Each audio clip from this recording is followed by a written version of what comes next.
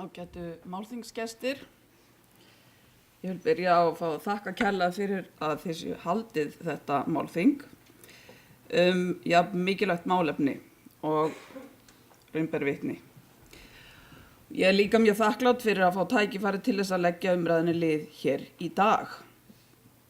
Svo spurning sem ég fékk og að beðin var ræða hér hvernig er ungmennum á 25 ára aldri með geðrænan vímuefnavanda sinnt í íslensku samfélagi. Og ég held, en við horfum bara yfir salin hér, horfum í andlitið á fólkinu sem situr næst, myndbandi sem við vorum að horfa á, að þá getum við svarað því að við getum gert svo miklu betur.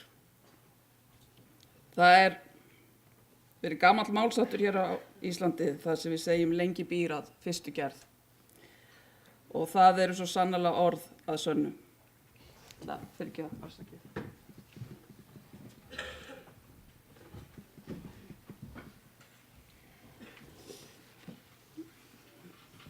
er þannig að þegar barn fæðist, þegar við verðum mæður eða feður, að þá erum við að sinna frumþörfum þess. Og eftir því að sem barnið vex úr grasi, að þá koma fleiri að umönnun og uppeldi þess. Bæði stórfjölskyldan og hið opinbera kerfi, heilsugæslan, eins og var verið að lýsa hér, leikskólinn og svo framvegis. Og við finnum það, þess að við horfum á börnin okkar stækka, að þá dregur smátt og smátt úr áhrifum og mikilvægi okkar sem foreldra, og aðrir þættir leika stærra hlutverk og þar á meðal félagahópurinn. Við erum komið með fjöldan allan af rannsóknum sem staðfesta það að velferð barna á fyrstu æviárum leggja grunn að framtíð þeirra. Umhyggja foreldra og almenn þjónusta svo sem öflug mæðraskoðun og ungbarnaeftirlit, góðir leikskólar og grunnskólar tryggja flestum börnum farsæla æsku og uppvaxtar ár. En það hins vegar einstaka barn sem þarf mun meira aðstoð og ekki síst þau börn sem eiga við geðrænan vanda að etja samfara fíkniefnanotkun. Og hér hlustuðu á hvernig samfélag okkar kemur til móts við þau og fjölskyldur þeirra. Og mér fannst þessi lýsing lýsa þessu svo vel, hvernig þjónustukerfin okkar eru að vinna saman, hvernig við erum að vinna saman, hvernig heilbrigðiskerfið, skólakerfið, félagsþjónusta og barnavernd að ógleymdum foreldrunum og ungmennum sjálfum, hvernig úrlausnin liggur hjá svo mörgum aðilum, eitthvað sem ætti að vera heildstætt þjónustuferli, við notum hérna flott og faglegt orð, en foreldrar upplifa hins vegar að ábyrgð hvers og eins ekki nógu skýr og farvegur samstarfs óljós. Ég fékk að læra það þegar ég tók við þessi ráðherra að við flokkum víst þjónustu við börn og foreldra, vísu líka í heilbrigðiskerfinu í 1., 2. og 3. stig, þar sem almenn þjónusta á 1. stigi en meiri og sértækari þjónusta telst til 2. eða 3. stigs.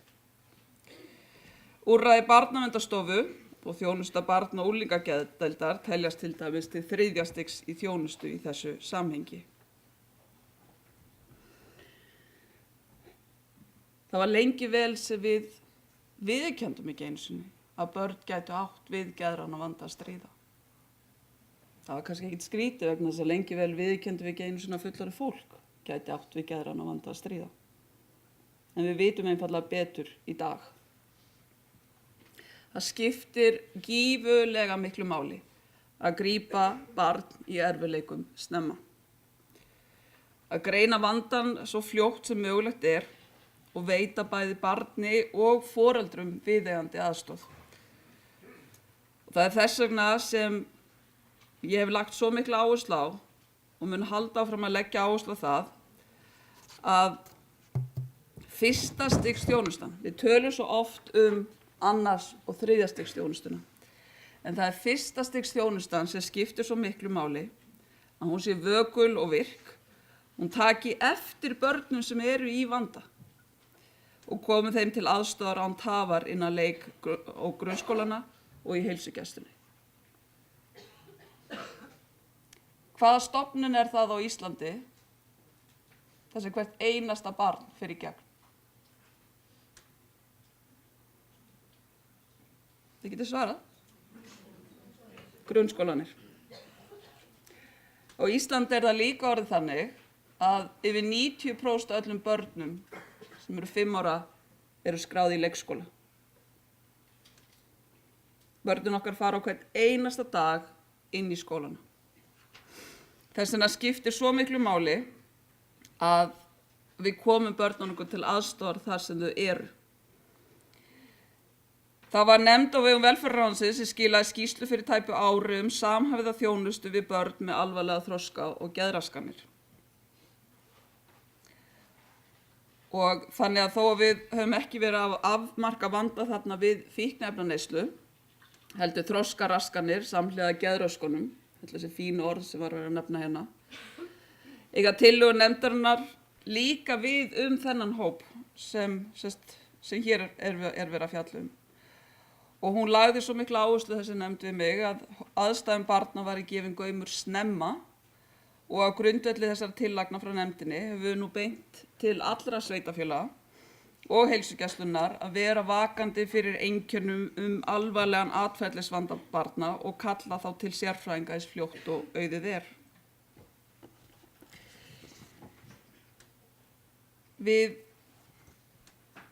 Svo ég fái aðeins bara að renna í gegnum það þjónustu sem er í boði. Þroska- og hegðunarstöðin er dæmigerð annars stigs þjónusta sem felur í sér þjónustu vegna barna sem glíma við þroskafrávik eða aðra erfiðleika tengda þroska, hegðun eða líðan og hefur stöðin regluleg samstarf við mennta-, heilbrigðis- og félagsþjónustu víða land. Og það er til staðar frumgreining fyrir börn undir grunnskólaaldri og fylgir stöðin niðurstöðun eftir til foreldra þeirra sem veita barni þjónustu. BUGL er ætlað að veita börnum með alvarlega vanda sérfræðiþjónustu og bráðaþjónustu og það verður farið í gegnum það hér seinna í dag. Síðan tekur geðdeild Landspítalans við þegar barn- og unglingageðdeild sleppir og svo má ekki gleyma SÁÁ sem hefur verið töluverð umræða undanfarið þeir veita börnum og ungu fólki allt niður í 13 ára aldur meðferð vegna neyslu fíkniefna. Og það verður fjallað það hér líka. Það er líka spurt hér varðandi félagsþjónustu sveitarfélagana. Ef ég get aðeins fengið myndina til þess að hægja, það fara svolítið hratt hérna.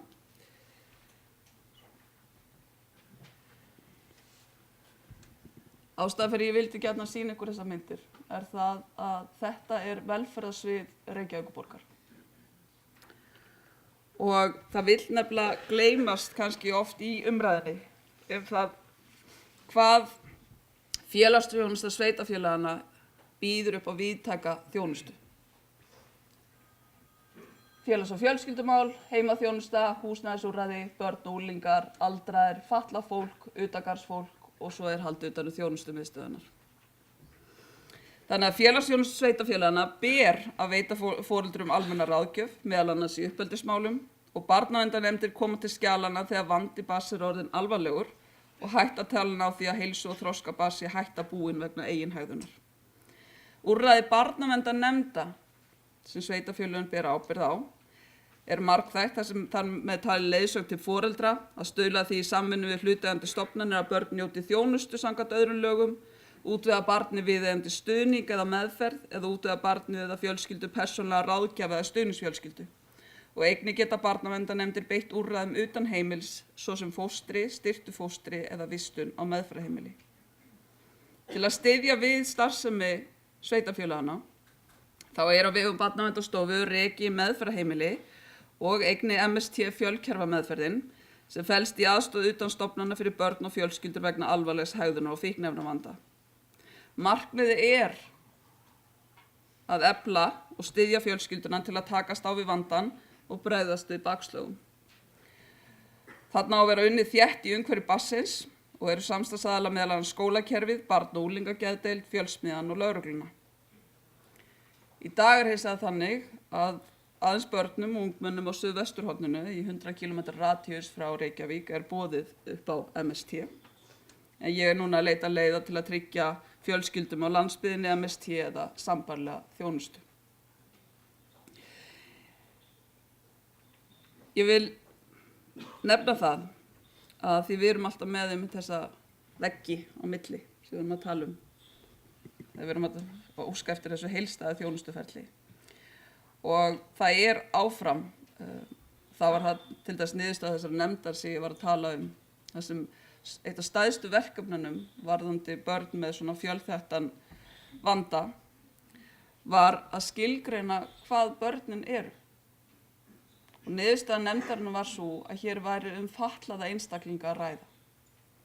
Það væri verið að horfast í augu við það að þegar fólk með geðsjúkdóm þá læknast það ekkert bara með töfrum við það að verða 18 ára. Þannig að þess vegna skiptir svo miklu máli að það kom ekki rof í þjónustuna, að barnaverndarkerfið haldist í hendur við heilbrigðiskerfið og hina almennu félagsþjónustu sveitarfélaganna og að barna- og unglingageðdeildin haldist í hendur við geðdeild Landspítalans, svo samfella rofni ekki, heldur haldi þjónustan áfram og þekking og aðstæðum og þörfi barns flytjist milli kerfanna ef þörf á. En svo greinilega ekki miðað við lýsinguna, eða mætti vera betra. Síðan eru frábær félagasamtök sem við eigum, sem hafa helgað sér velferð þessa viðkvæma hóps ungs fólks, samtök eins og Olnbogabörn, Vímulaus æska, Krýsuvíkursamtökin, Samhjálp og Hjálpræðisherinn, sem hlúa þeim sem lengst eru leitt og síðan fleiri samtök sem ég eflaust ekki að nefna hér sem hafa veitt fólki ómetanlega aðstoð gegnum árin hér á landi. Við erum nú í velferðarráðuneytinu að hefja endurskoðun á stjórnsýslu ríkisins á sviði barnaverndar og félagsþjónustu með það markmiði að styrkja undirstöður heildstæðrar þjónustu bæði hjá ríki og sveitarfélögum. Ég er algjörlega sannfærð það að nærþjónustan og á að vera á herðum sveitarfélaganna, en við sem störfum hjá ríkinu getum lagt okkar að mörkum því að tryggja að verkefni og verkaskipting sé skýr og eftirlit og gæða viðmið séu í lagi. Ég hef þannig skipað nefnd sem á að vinna þetta vandasama verk í samstarfi við kunnáttu fólk á hverju sviði. Við erum síðan líka að vinna endurskoðun laga félagsþjónustu sveitarfélagana og líka laga málefni fatlaðra sem þurfa að haldast í hendur við þessa endurskoðun. Ég hef þá sýn með þessu að sú vinna sem við erum að hefja hérna með endurskoðun barnaverndar og félagsþjónustu að hún ali af sér nýja og öfluga stjórnsýslustofnun sem rennir stoðum undir heildstæða velferðarþjónustu ríkis og sveitarfélaga, hvort sem í hlut eiga börn, fullorðnir eða aldraðir. Sveitarfélögin eiga gegna lykilhlutverki í allri nærþjónustu og fá í því skyni nauðsynlegan tilstyrk ríkisins. Við eigum að vera þar til staðar til að styðja við þjónustu þeirra. Ríkið á að sinna eftirliti með gæðum þjónustunar og samhæfingu milli stjórnsýslustiga. Og ég sé fyrir mér að það sé hægt að efla og auka möguleika sveitarfélaganna til að veita samræmda þjónustu við börn og fullorðna sem glíma við fjölþættan vanda. Snemmtæk íhlutun, það var annað, falleg orð sem ég lærði, getur skipt sköpum framtíð barnanna. Þannig að það þess vegna svo mikilvægt að þeir sem annast og umgangast börn frá degi til dags séu vakandi fyrir frávikum í hegðun og þroska barna og geti brugðist við með aðkomu sérfræðinga þegar þörf krefur. Grunnskólanir, allt frá leikskólastigi, hljóta að gegna þannig lykilhlutverki, þótt vissilega þurfum við líka vökulaugu í heilsugæslunni og annars staðar þar sem börnum sinnt. Uppáhaldsorð hjá mér samvinna og mikilvægi samvinnu verður aldrei ofmetið í velferðarþjónustu og málefni barna einmitt svo brýnt að efla samvinnu milli hins félagslega kerfis og barnaverndarkerfis sveitarfélaganna, sérþjónustu skólana og heilsugæslunnar á sameiginlegu landsvæðum ásamt virku samstarfi við Landspítalann, bæði barna- og unglingageðdeild og geðdeild fullorðinna.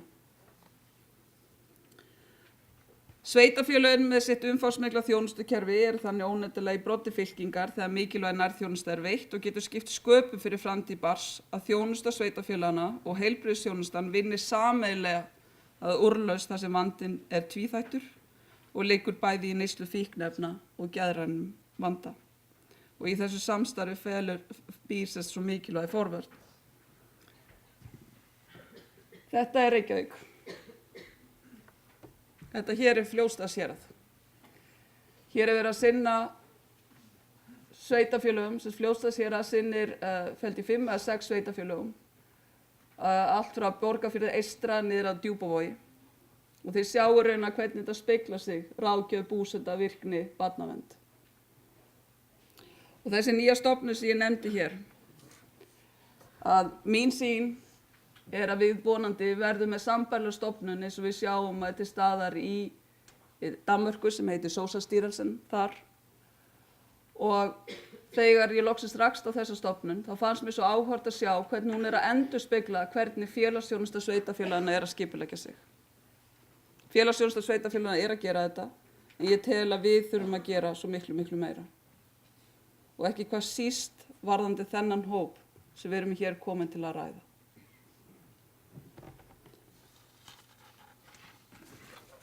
Ég held að þetta verði góður dagur í dag. Við erum að gera margt gott í okkar kerfi og við erum með mjög mikið af góðu fólki sem hefur mikla ástríðu fyrir það sem það er að gera, sem vill hjálpa, en við getum gert betur. Og það er það sem ég mun leggja áherslu á í mínu starfi. Takk fyrir.